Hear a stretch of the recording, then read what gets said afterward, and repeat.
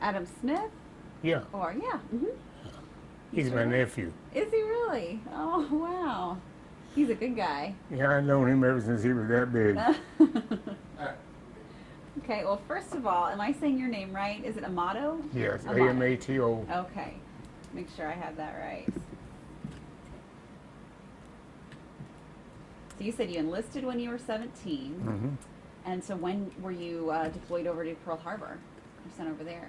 Well, when we left dry dock there in Bremerton, Washington, we went to San Francisco and we got new guns put on, automatics, Uh huh. pom poms, 20 millimeters. We looked like a porcupine. Then we went to LA and we filled our blisters. We had blisters on the sides of the ship that we could hold an extra 1.5 million gallons of fuel. So when we left, we had our own flotilla. We had a couple of heavy cruisers and light cruisers and about 15 destroyers with us. So when they was running out of fuel, they pull alongside. We throw the ropes over and then the hoses and fill them up, give them food. Uh-huh. We, I thought we was really a fuel tank and a freighter, Yeah. but we did our job. We did it well. Yeah. And so you were 18 then when you by the time you got to Pearl Harbor? Pardon? You were 18 when you got to Pearl Harbor? Yeah, something happened at Great Lakes that they were going to send me home, and I said, like hell you are. If I wanted to join the Army, I would have. And I asked this officer, what'd you have for breakfast this morning? He said, what's that got to do? What'd you have for breakfast this morning? And he said he had bacon and eggs and potatoes and biscuits and orange juice and all that. I said, well, we had shit on the shingles. And we have foreskins on toast. And we had horse cocks for supper every day since I've been here. I said, my mother could take bones and make a perfect meal out of that. I was healthy when I came here, and you guys are killing me. I'm not going home. You know what the lieutenant said? What did he say? Transfer him to another company. He knew what I meant. Yeah. They were eating food and we were eating slop. And when you got aboard ship, you ate the same thing. Oh my It goodness. was a menu for the whole fleet. But you got used to it. So what, you were in the Army then? No, no, I was in the In the Navy. Navy. Okay. All right. So what was your position? What was your job when you were in the Navy over But I there? was a machinist when I left. I took a test there at Great Lakes, and they asked me what I wanted to be when I get aboard ship. Well, I don't want to go up there and be a semaphore man, and I didn't want to be a radio man. I'm a tool maker, so that's what I want to do. So they put me down as special order machinist, and I was going to the Saratoga. And the guy in the Maryland got sick, the transfers. So I was the first on the Saratoga, and they transferred me to the Maryland. Before I ever got there, I had two friends on the Saratoga, the guy that recruited me and the kid I went to school with. Wow. Yep. What do you remember from that time or that day? But that day, well, first of all, I was down in the boiler room. We had when you pull into Pearl Harbor, you tie up at a moor. Mm-hmm. There's no electricity there, so somebody's got to go down in the boiler room and run that boiler. There's three of us in every boiler room, and then we generate the steam that turns the turbines over to create electricity for the ship. Wow. Now, when you're at sea, you got all 8 boilers going Mm-hmm. because you're pushing 33,000 tons. That's what I was doing from 4 in the morning to 8.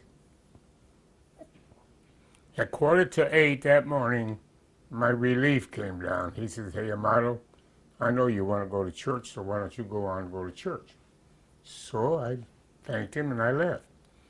I go to my locker, get my soap and towel and thongs on my feet, went to the shower room, and my friend come in there. He said, "Come here, man. Need some change." He wants to play poker or something. I said, "Didn't you wait till I get out of here? Come on, I need it. It ain't gonna hurt you." So I went to my locker, and just as I opened the door, I heard bombs dropping, guns going off. I said, "What the heck are they doing on Sunday morning? You know, drilling? That's crazy." So he said he looked out the porthole and he said, "Come over here." He looked out there. This ain't no drill. They're blowing the hell out of Fort Island. We're tied right up to it. So I looked out the porthole and I see 2 airplanes coming off the side, coming in on the side of our ship. That's where we got them bomb hits. They couldn't get us for torpedoes because Oklahoma was already capsized, going over.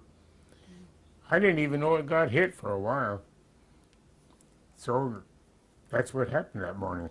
Time I got to my battle station, I forgot my shoes. All I had on was my pants, nothing else.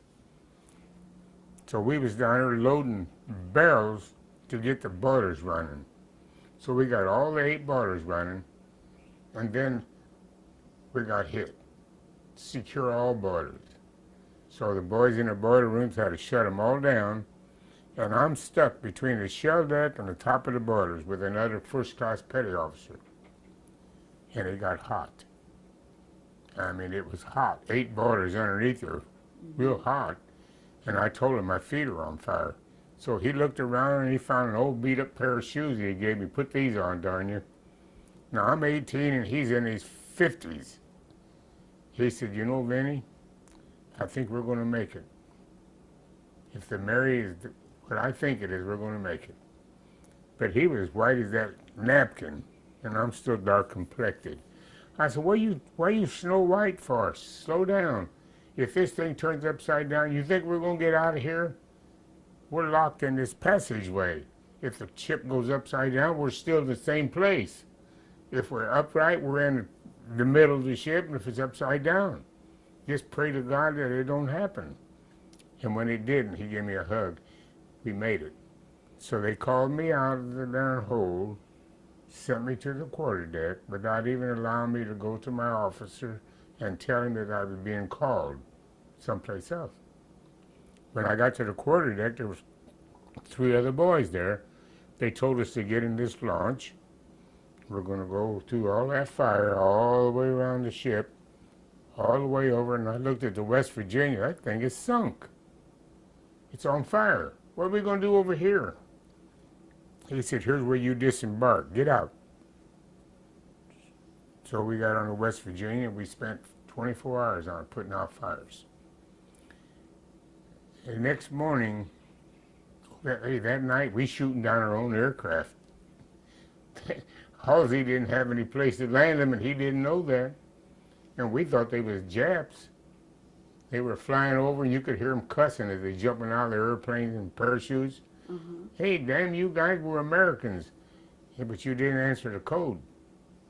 There's a code signal, you know, when you come in, you got to give it code, and if you don't, we're going to unload on you. We did. Halsey didn't like it when he came in to see what we had left. And he said, what are you going to do? He said, we're going to get the hell out of here. We're going to fuel and go. So that's what they did. They fueled and left. Meanwhile, we put the fires out. We asked the OD, can we go back to our ship? So they radioed. We went back to our own ship. And that was the day? That was that day. Wow. Are there any images, like any pictures that kind of stick in your mind from that day? You mentioned that your feet, felt like you were on fire. Yeah, it hurts. You saw that will just stay in your mind forever? Oh, yeah. You don't forget those things. I mean, one thing about a brain, it's smart. If you don't let it go to heck, I eat a lot of garlic to make sure. I want to make sure I remember, because, when I went to Oakland school, them little kids, they were sitting in a half moon around me in the classroom. They were the sweetest little bunch of, they would ask you questions, When they asked me that first thing, were you ever scared? It don't do any good to get scared. You won't even know what